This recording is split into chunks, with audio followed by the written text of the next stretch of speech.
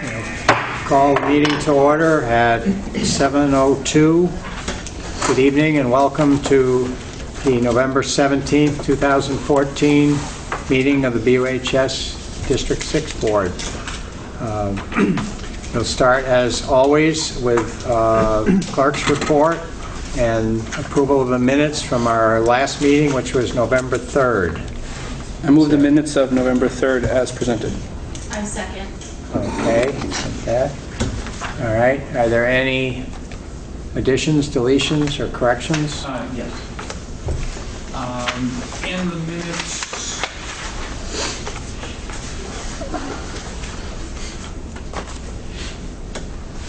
states, find it.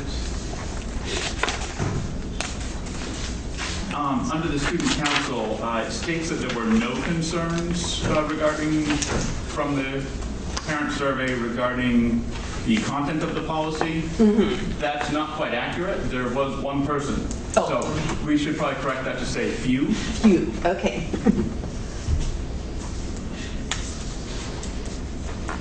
And we also don't know for sure that none of the other respondents were also concerned. I'm usually not quite so cut and dry. That's why I tried Not quite so cut and dry. Few concerns. Okay. Good. Okay, we can make that. Any other changes? If not, all in favor of approving the minutes of November 3rd, please signify by saying aye. As corrected? As corrected, yes. Aye. Aye. Opposed? Abstentions? I would have to abstain, but I would just like to make a comment. Since we do keep attendance, I was definitely doing BUHS work at Guilford. You were off-site. So I was off-site, but I know that when you come down to the attendance, I don't like to have that attendance, you know. But it does show here that you were. Yes, it does, but it's at the annual meeting we annual put meeting, it all. it becomes an we do issue. the attendance check. And, So we should put a little G next to it. yeah. Well, I believe we did last year for a couple of things, like when we had, when I was away at Well, last year I went to 2 Guilford meetings during our regular meeting time, Yeah. but they showed as absences. I know it's kind of a, pesky little thing, but I thought I'd... No, there's a difference, Yeah. if you're doing school board work at another place. I wasn't fishing. You were fishing, okay. All right. Well, we have one abstention and otherwise all approval, and we'll move on to communications. Are there any communications to anyone on the board? Okay. Anything else for the clerk's report? If not, we will move on. Recognition of groups and individual visitors. I think we're all the regular crowd here. I don't see any visitors. In which case we can move on to consent agenda. Is there a motion? Mr. Chair, I move the consent agenda. Move in. We go into consent agenda, right? We go into consent. Yeah. Okay. Second by Sean. Okay. All in favor? Aye. Aye. Okay, opposed or abstentions? If not, we are in consent agenda, and as always, we'll start with finance.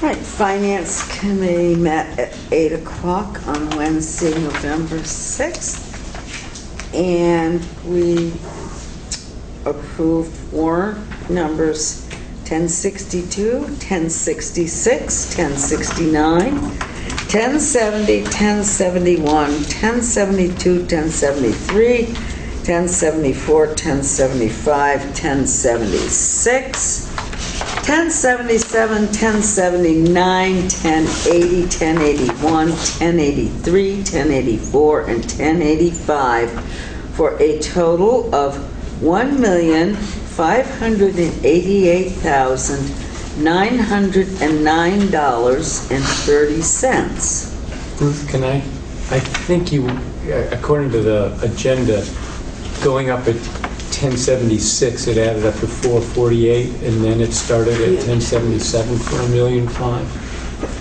This number Oh, here. So, okay, all right, sorry. It carried over in a funny place. it did. Okay, So That's what I'm through told. 1076 is $448,259.86. Then we go on to warrant numbers 1077, 1079, 1080, 1081, 1083, 1084, 1085, for a total of $1,588,909.30. We also authorized payrolls of October 3rd in the amount of $449,244.62. October 17th, $458,803.56. And October 31st, $446,922.38. We also discussed the Guilford tuition agreement and a Brattleboro wood heat project, which is very much in the preliminary stages, but it was brought to our attention and we had a little discussion about it. And then we had a budget planning discussion. We reviewed the use of the 3 lots that belong to WRCC in Whetstone Village. And water damage at the VHS auditorium. Okay, Steve, I think will bring us up to date on that in his report. And then we also met on Thursday, the 13th of November as the Budget Committee, and we met again this evening as the Budget Committee. And we will meet again on Thursday evening of this week as the Budget Committee. We're not meeting as the Finance Committee on Wednesday morning this week.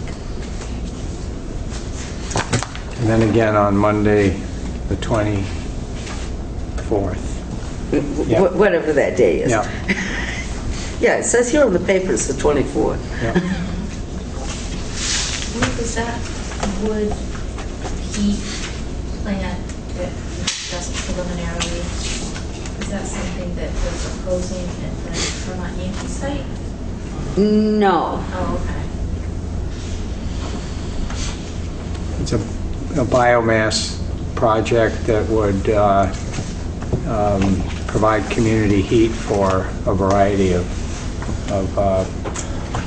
operations. And at this point, Frank has been following it just to keep ahead of the curve as to what's happening. And but nothing. It's quite a ways down the line, I believe, before there's any real substance to it.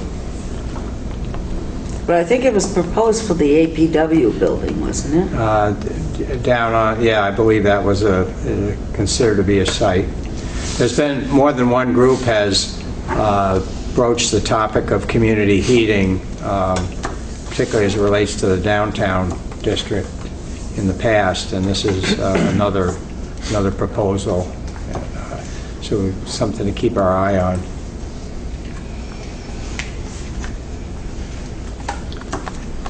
I think that's all Yeah. we did. Yeah, well, that's all we did. We have about 4 meetings, and we got 4 more to go on the budget. Okay, thank you. Now you want to tell us about the WSCSU Finance Committee?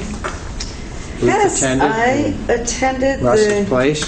the WSESU Finance Committee meeting. I stand in for Mr. Janis. I'm probably a poor substitute, but I do my best. And we met at 5 p.m. on Wednesday, November 12th. And we had a budget planning discussion. And that was all we did at that meeting. and I have a lot of paper with a lot of numbers on it that came along with that discussion. And there will be another meeting this Wednesday evening at 5 p.m. at the James E. Kane Conference Room.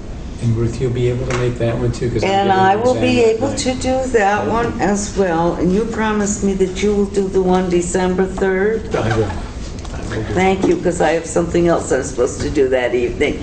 No, I will definitely do that. Thank you for filling in. Okay? And that's my report on that meeting. Okay, thank you. Planning and policy. Planning policy has not met since our last session. We do have several policies up for first reading that we had reviewed in committee previous, and I'll speak to those in new business. Okay. Teacher Curriculum Committee. It has not met since our last meeting. BAMS Committee. BAMS committee met this morning at 7:45 in the BAMS conference room, and we got a review for Mr. Lyman about the budget process and how the budget was looking. And the thing that, not to steal too much of his thunder, but one of the things that I find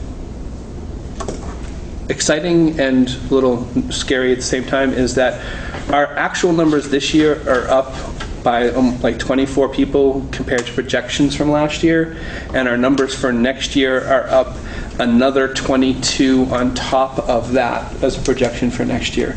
So as other schools are having declining enrollment, that doesn't seem to be an issue at BAMS. If anything, we're looking at the other end of that. So we talked a lot about that today, and some other things that I'm sure he's going to bring up later. Okay, thank you. WRCC Committee. That was just before the last board meeting, wasn't it? Yeah, So we we- reported on we that, yeah. met. And that was just a very preliminary look at the budget, which we again saw tonight as the Finance Committee. Okay. Anything else? Okay, is there a motion to accept consent agenda? I move we accept. Okay, we got Ruth and Russ, second. and I don't know in which Oh, order, Ruth but can have it, and I'll second. to take a second, okay. Okay. All in favor? Aye. Opposed or abstentions? Not. Consent agenda is approved. And we move on to administrative reports. We have one student council member here, Tana. So due to complications with the, as Mr. Tran called it, aquatorium, we have moved our student council through the Thousands Assembly to Thursday. And we have speakers from the local radio, Tim Johnson, and Lucy Fournier from the Brattleboro Drop-In Center, coming to talk about sort of how that impacts the community. And on Tuesday, student council went down to the Drop-In Center and are making a video this year about our experience, and we got some interviews with local residents, and that's very exciting, and we'll hopefully come together by Thursday. I think that's our major push. Okay. Thank you very much. BAMS.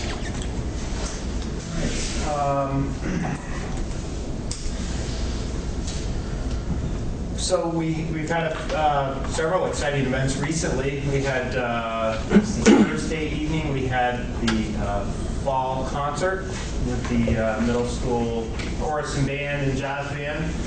And I was really, really pleased with the attendance of the parents and the community, the participation rates, just to see them all in the same room, because the chorus, the bands and chorus are split up and they meet in different periods and stuff, so you see them in smaller groups, but to bring them all together is pretty, it was outstanding. The music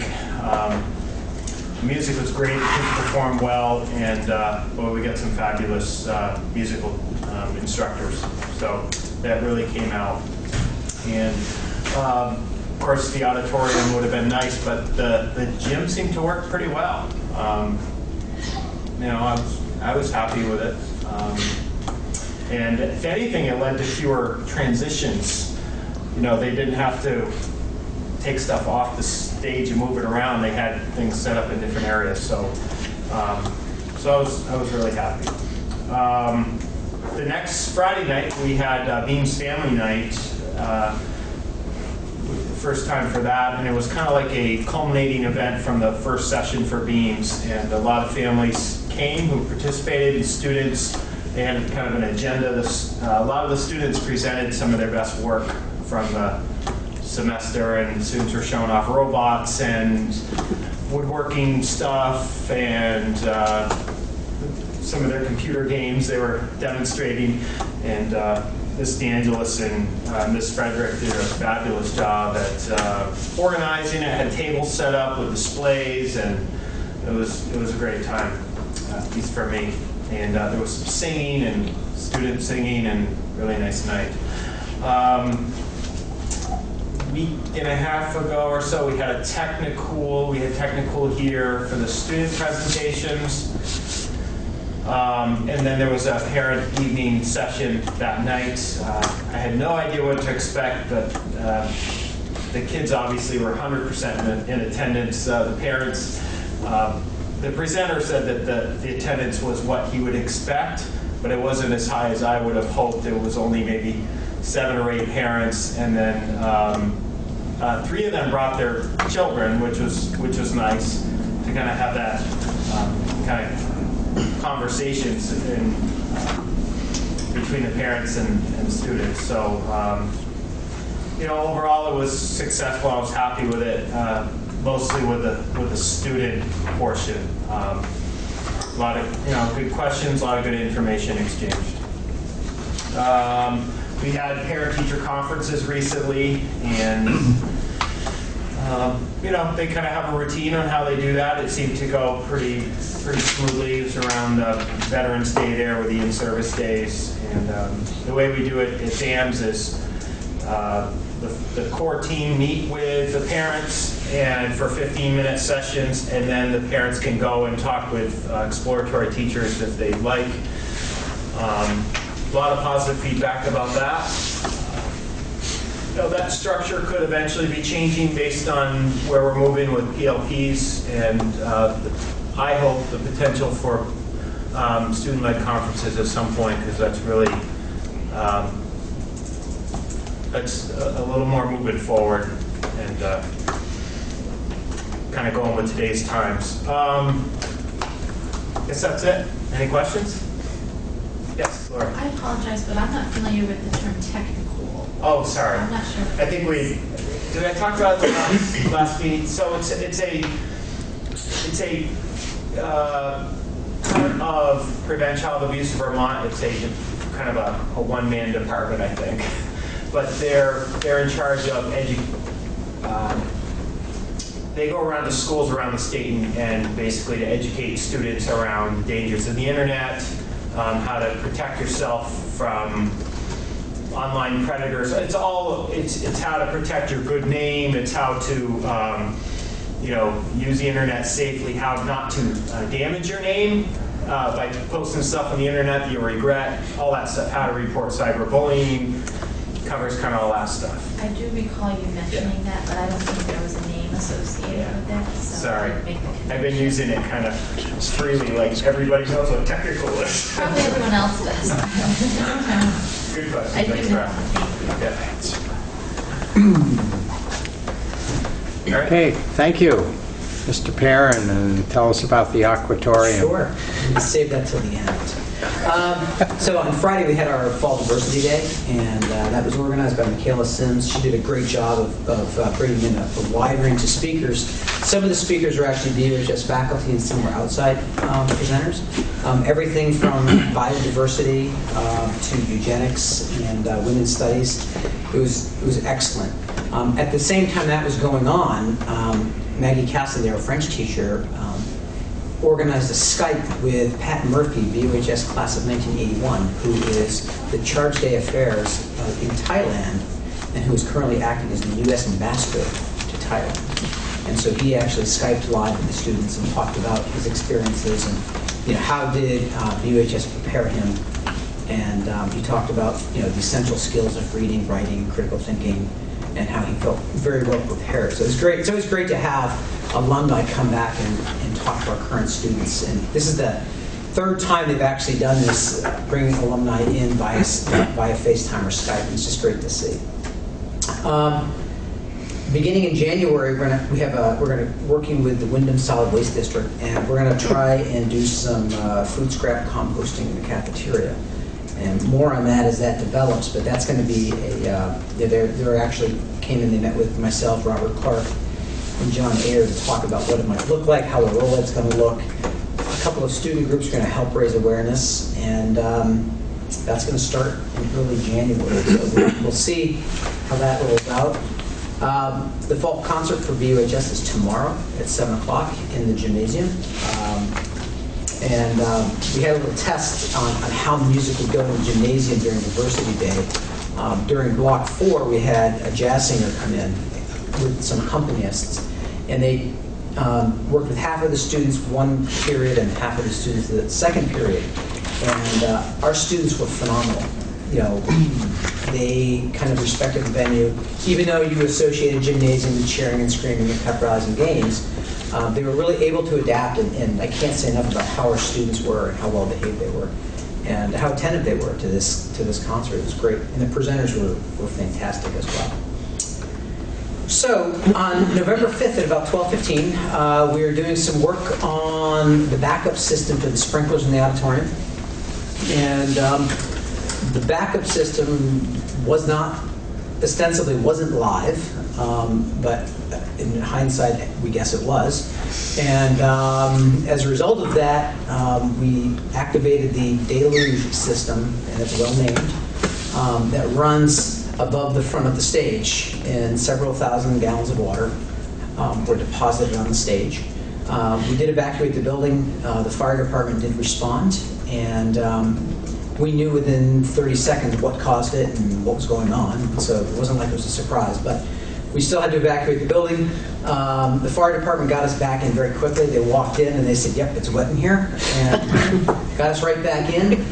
I can't say enough about the help that the fire department gave us, and our own custodial staff. They did an incredible job of removing a ton of water, and they were squeegeeing and hosing and siphoning and doing everything they could to minimize the damage. So, you know, Robert Clark and his band of merry men, along with the Brattleboro Fire Department, probably mitigated a lot of damage in that. So they were awesome.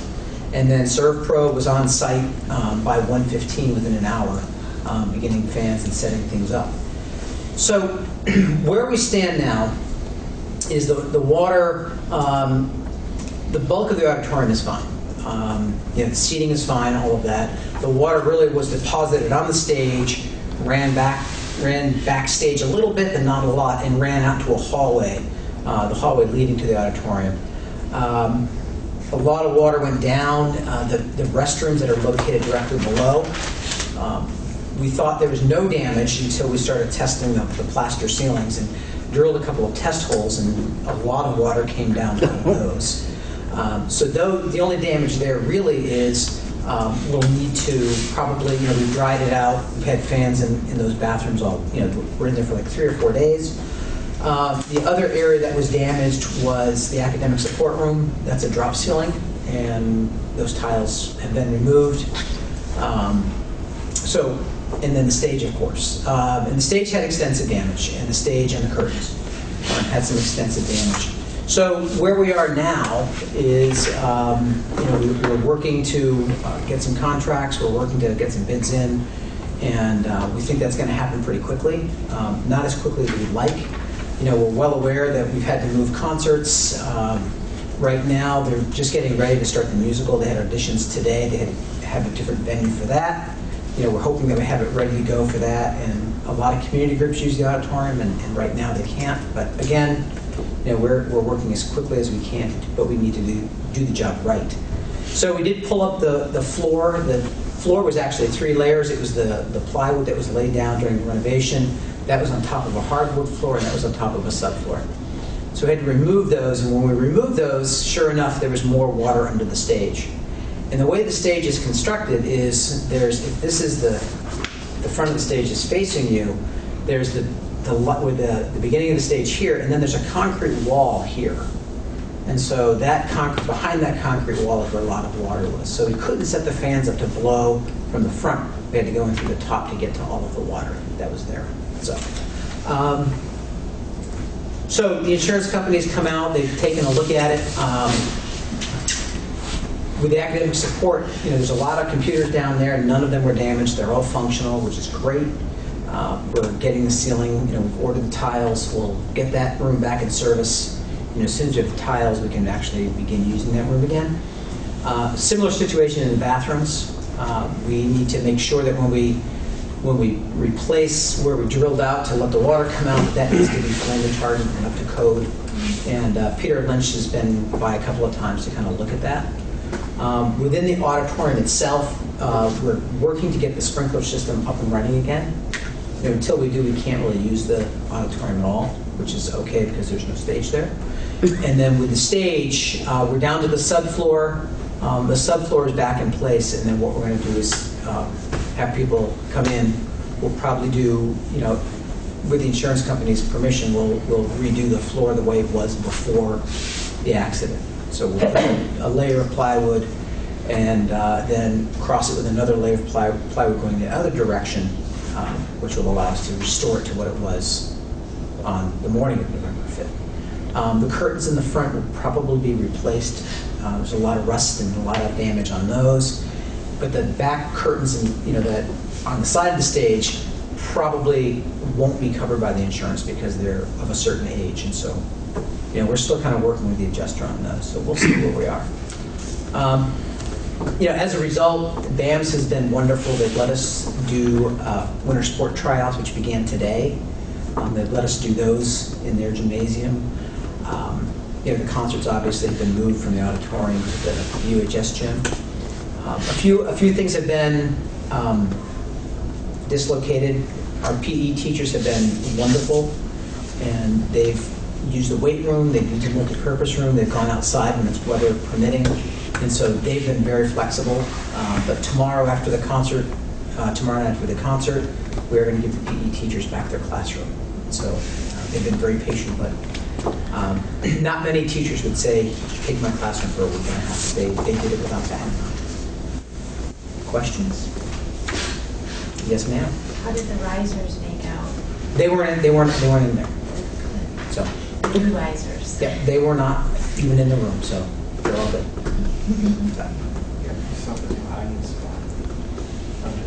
Under the stage, right? Right, little trap door under the stage. Right now, there's a big hole in the middle of the stage.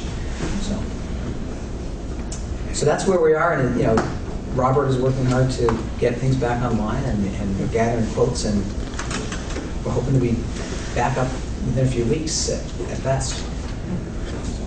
Good job. Thanks. Thank you. Career Center. Okay, thanks, Mark. I was just asking Sean if it was in the paper because I didn't see it and he didn't see it either. So. I don't think it was in the paper. The sports marketing class in Wyndham Regional Career Center recently held its second annual dodgeball tournament. The tournament is organized, planned, and run by all the students in the sports marketing class, which is led by Barb Vinci. This year's tournament had 16 teams, and the students were all very excited to participate. This was an increase over the last years of a 5-team tournament. It was a tremendous success, and it left the student body asking for more events, which involved the entire school. The class will attempt to create more events in the future to get more students involved. Thanks for all who would help support the event. Diversity Day presentations, as Steve spoke about earlier.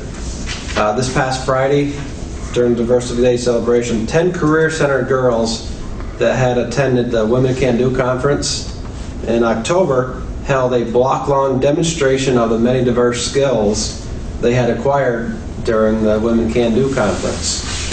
The girls organized the entire event that included one student demonstrating on a week-old calf to show how one can measure its weight. Other students showed how to operate a chainsaw safely.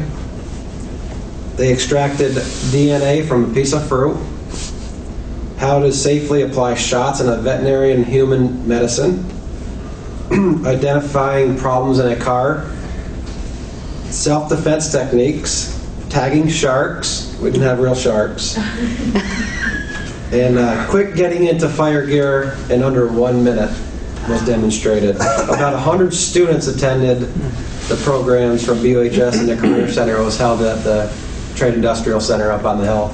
So it was a great turnout for all the ladies. We had a teacher in service last Monday and Tuesday. And on Monday we had our Crisis Protocol Committee presenting to the WRCC staff. And they presented an incident protocol which we'll use if we ever have to in classroom emergencies. So it allowed the teachers to ask questions on who to call, who to refer to in a time of an emergency. So it was really important for the teachers to get that information presented to them.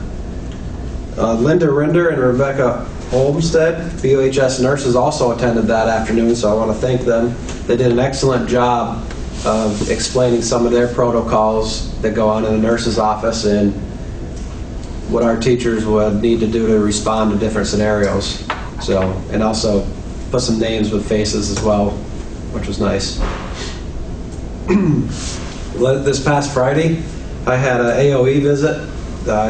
Jay Ramsey, he is our CTE work group coordinator from the Agency of Education. I invited him down to the Career Center, which he's never been. He's fairly new to the agency. And he specifically wanted to take a tour of the our new biomedical program, which he supported the funding, the grant Perkins funded for the last couple of years that we received a large chunk of money to get these programs up and running. So I want to thank Jay for making the trek from Barry all the way down to Brattleboro. It's great to have the support of the Agency of Education come and visit us and to see what we're all about. Lastly, we will be having our technical assistant visit, the Technology Centers that Work School Improvement Initiative on December 1st, 2nd, and 3rd. That will include Monday evening beginning at 4 o'clock here in the Cusick Room with an overview and presentation to the TAV, which is comprised of a team of educators, board members, which our very own Ruth Barton will be joining us. Steve Perrin will be joining us as well for the committee meeting and committee proceedings the following day, which will include a very long day for the team to interview all of our teachers and staff and administrators, and including Dr. Staley as well. So I'm looking forward to that process and to learn a lot from this process to move forward and to move ahead and to learn and grow for the Career Center and my teachers as well. So that's all I have. Any questions? Thank you, Michael. Central office?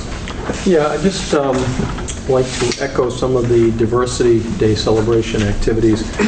This wasn't on the same day, but it was the Wednesday of Diversity Celebration Week that Michaela Sims had organized a number of middle school and high school students to meet with the Brattleboro police chief, the new police chief, Michael Fitzgerald, and he brought 4 officers. We met at the Boys and Girls Club. They were gracious hosts that gave us some dinner as part of their after-school meal program, which was great. And as I said, we had 18 students, had a really nice dialogue with the police officers. It was really kind of a post-Ferguson, Missouri, kind of check-in with our students to see how they're feeling. The topics that we covered were police relations with students, students of color and students in general. Of the 18 students, 16 of the students were students of color, which was really nice to see through the AWARE group. The police talked about bias-free police training that they've been through and what it means to the community. And I think the students felt like it would be important to have ongoing ways to have discussions with the police officers.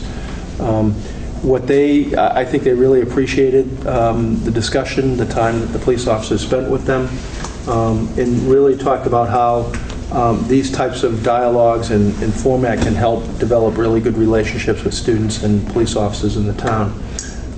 I know Ricky was there at certain phases of it, and he's probably heard more post dialogue than I have, but I think the students really came away with a really good feeling about the evening, thinking that this is one of many chances that students can have like this. I think too, I mean, if I can just jump in, Yeah, I think please. too, one of the things that I've heard from students after the fact was that they feel like they were really heard by the police, which is not something that they expected. I think a lot of them walked in expecting that they're going to talk and the adults are going to talk, being the police, and they're not going to really listen to what the students have to say. And I think that they felt like they really were listened to, and what they had to say was heard and valued when they left. So I think they were feeling really positive about it, which is, I think, part of why they want to continue doing these kind of discussions, because they felt good about the process and how they were really heard.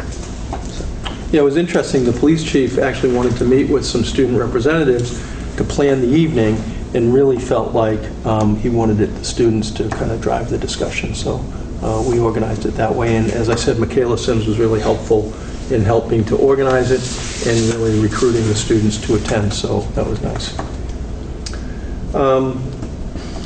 Upcoming meetings, the SU board will be meeting on December 9th.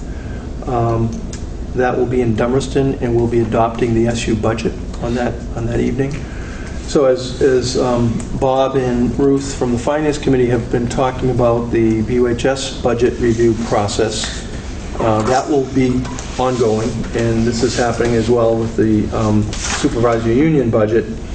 And so we hope that we'll be ready on December 9th to have that in place, because that really has a big impact on all the district budgets, especially where the special ed services are consolidated through the supervisory union now. So as we get closer to that, I'll make sure that we have representatives from BUHS that are able to attend that meeting. We are in the midst of organizing the Wyndham Regional Advisory Board legislative meeting, which I think the date is December 9th. Same day. Same day, Yeah, right, yeah. December 9th. And I think as we tried to do last year, we'll probably try to do a tour, maybe at 11 o'clock before lunch, and then have lunch, and then have some discussion with the regional legislators. So if you're available on December 9th at 11 o'clock or even at 12 o'clock, it would be great to have you here. And the last thing I have, and this is a copy for Russ, but if you could pass one of these down so they can see it. I'm going to distribute this and wait until you get it before I speak about it.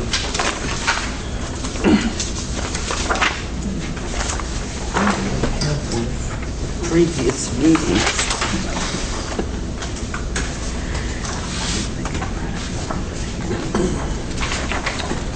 Jane, there may be a copy that you need to pass on to another board member. Yep. Well, I didn't need one because I got one the other night. Okay. We have enough. Okay, you have enough? Great, okay. So, as you can see, this is my performance review, and this is the time of year. I'm in the second year of a three-year contract. So, 2 years ago, we did this process every other year. This is kind of the way we do this. And as you can see, there's the areas based on my job description, which is attached. So you'll see the areas of WSESE goals, relationship with board, staff relations, educational leadership, business finance, etc. There's a rating scale there. And then I think it's really important that you have the two-page job description so you can kind of look at the components of my job and then think about, the rating scale related to that. We've done this in the past. I think most of you have been on the board while we've done this. And what I like to do is have individual board members do it, turn it into the board chair, The board chair will get it to Barb Nowakowski, so she collates it all, and then you'll have a summary for your board. What happens with that is the SU Finance Committee, which is in a sense the SU Finance/Evaluation Committee, will get a summary from all the boards, and then we'll review it as part of my process in setting the contract for the upcoming year. What I also do is have a chance to review the board summary with the individual boards. So we'll be doing that at a point. So if you could, I would say get this back in a couple of weeks. Okay. And you will get it to me in one form or another? And if Do we have a meeting in a couple of weeks? Would that be a good? Well, you could wait until, I think, what's it, December 1st? Yeah, I think that would be reasonable. Yeah. Yeah. So if you could bring them with you, or if you are so disposed and are walking by 105 Main Street and want to drop it off in an envelope sealed up. Hermetically sealed? Hermetically sealed on the front porch of Funk and Wagnall's, yes. That would be appreciated. Okay, thank you. Okay. Actually, I have nothing to talk about this evening, board chair. So we will move on to unfinished business. Is there any unfinished business? If not, we move to new business and policy reviews and update. We have 5 policies here for first reading. D9, alcohol and drug-free workplace. E8, tobacco prohibition. F14, admission of non-resident tuition students. F30, pupil privacy rights. And G1, curriculum development and coordination. I do have a few notes from our committee meeting on these, but I guess first I'd just like to ask if any other board members on first reading have anything they want to bring up before I go into them. I had a couple, if I could. One, I was glad to note on the tobacco one that it included e-cigarettes. That was good to see. On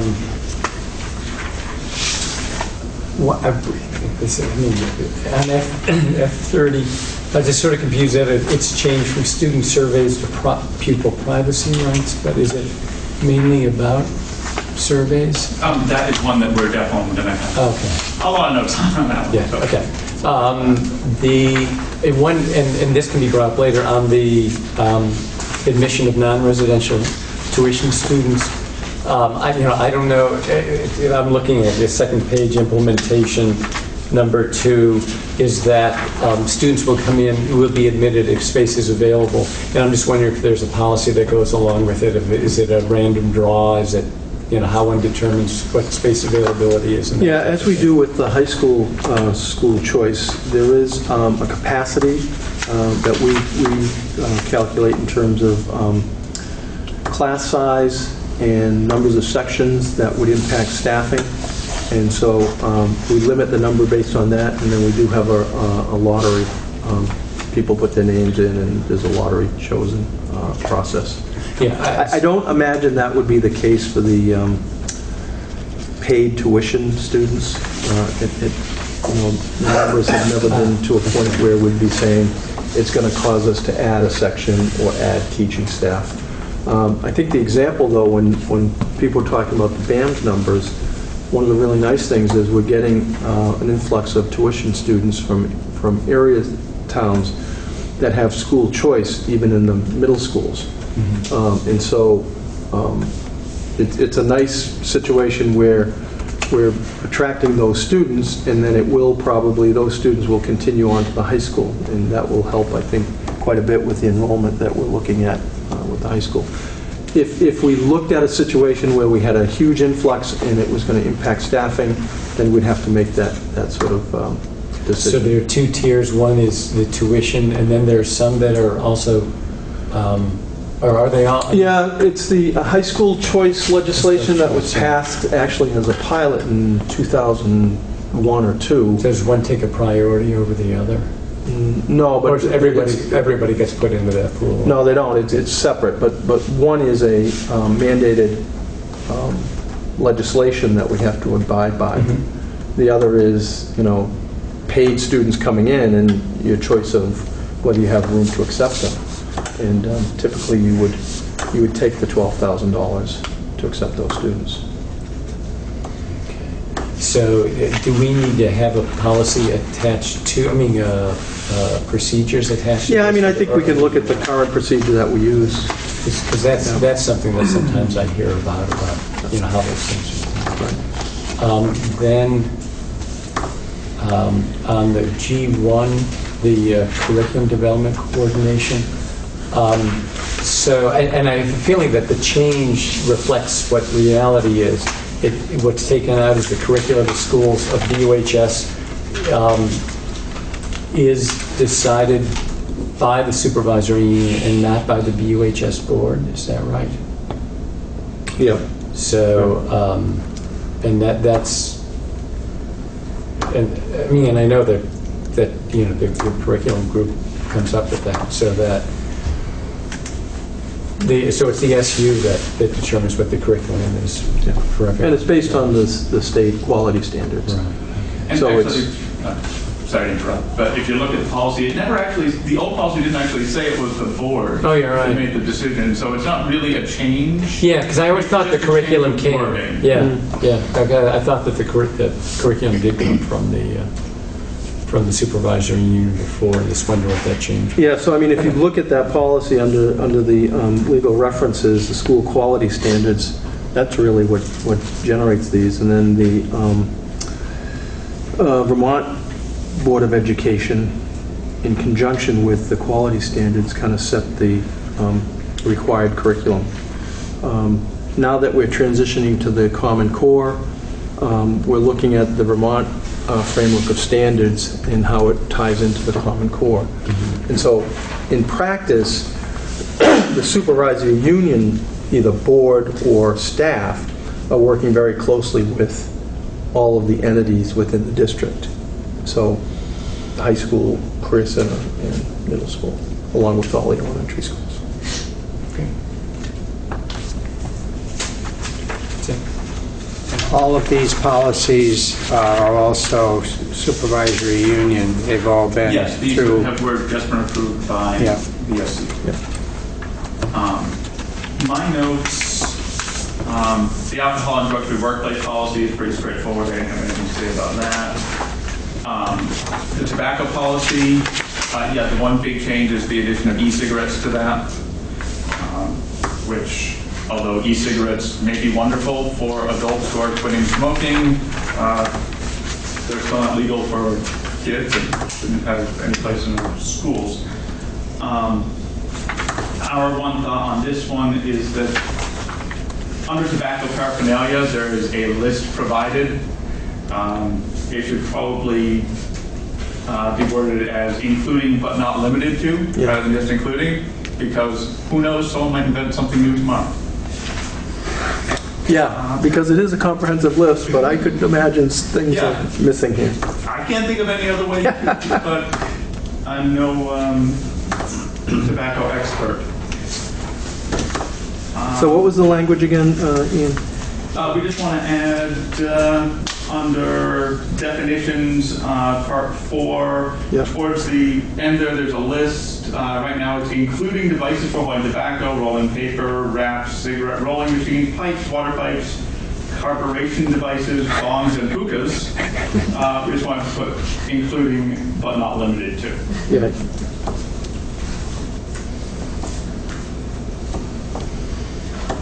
Carburation. Because you have to, the tobacco paraphernalia is defined as something, so you're not changing that, but you're making it more expansive than just So what that the if someone comes up legislation with some new idea. Oh, yeah, no, I support that. It's right in the policy. Right. And no one can say, but. Right. So we have the power to be more expansive, and so that, I think that's what's key. We're not changing the legal definition, the state definition, we're just adding. On admission of non-resident tuition students, In implementation part 1, and this is not a change to the policy, this is the existing policy, it states that by February 1st of each year, the board shall establish non-tuition rates for the next school year. Have we been doing that? You do. Your paid staff does that for you. We have the average tuition by the state, and then we develop our own tuition rate. Then perhaps we should change it to the board or its designee. I mean, in a Because sense, based on a technical, strict reading of this policy, we should be voting on that because it says it's our responsibility. At least that's the way I read it.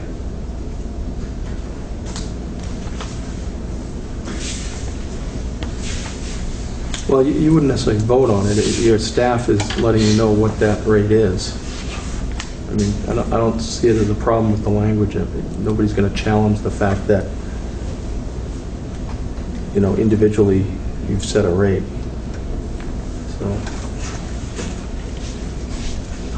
A lot of policies, it'll say, administrators will do this or that. This one does say. If it's not an issue, Yeah. it's not an issue. We were just wondering about that because it hasn't really come up. Also, in part 2 of that, criteria for admission,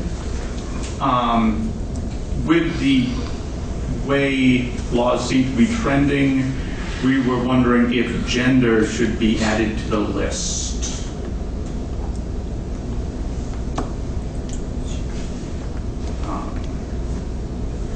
Well, Because sex and sexual orientation are still there, but gender is increasingly being considered something different.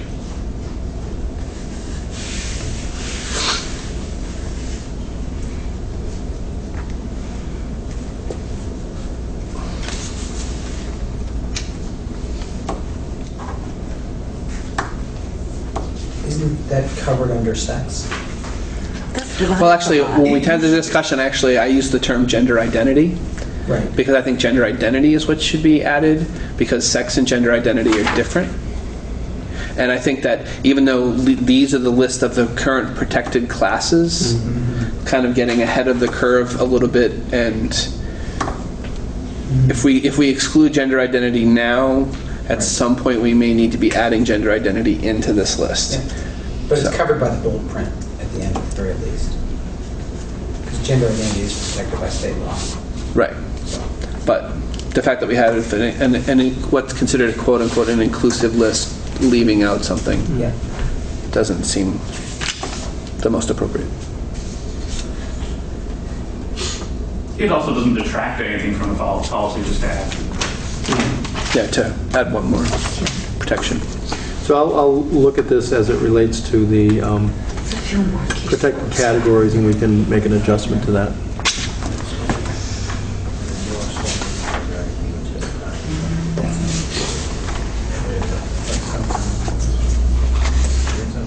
Which brings us to F30, pupil privacy rights, which is now called, it used to be student surveys. This entire policy has changed. It was basically completely rewritten from the old policy, and we weren't sure exactly why that was. Something that maybe you could shed some light on that. And looking at the new policy, we really feel it doesn't actually say much. The old policy had a lot of details explaining exactly what it was talking about, whereas the new policy is very vague and really just says that there shall be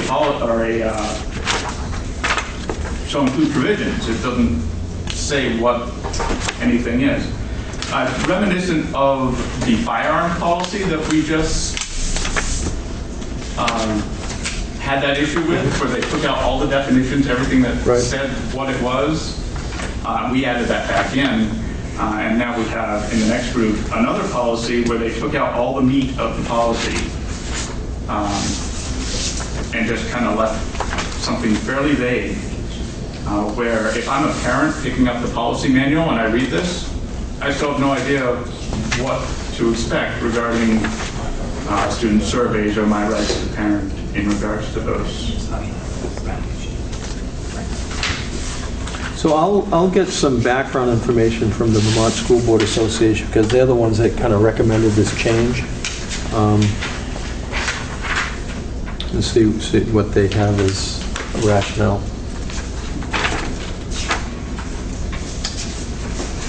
All the survey language was stricken, so... No, it still mentions surveys in here. It just doesn't actually say anything about them.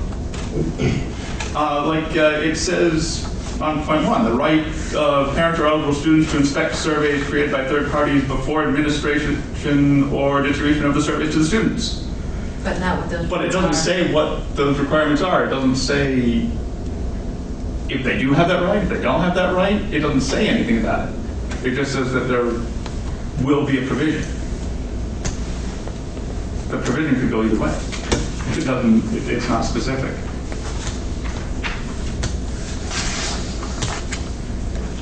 Okay, so we need some clarification on that one. Yes, we need quite a bit of clarification on that one. And that is all we had on our first reading of those policies. You didn't have anything on curriculum Oh, no, development? we did not. I did not have any notes on curriculum development. Okay. So the second reading will be at the first December meeting? Okay. All right, I believe that might be it under new business. Is there anything else? I have one point, actually, that goes back to our administrative reports. It's not really germane to board business, but I noticed something on the reports. We had, I mentioned both of our fire department and our police department doing wonderful things, being helpful, and I just wanted to highlight that because we are so lucky in this community with our fire and police departments. They're great people, they're professionals. We see so much going on in the world, and you see all these videos, and you just watch them and go, wow, this doesn't happen in my community. Just want to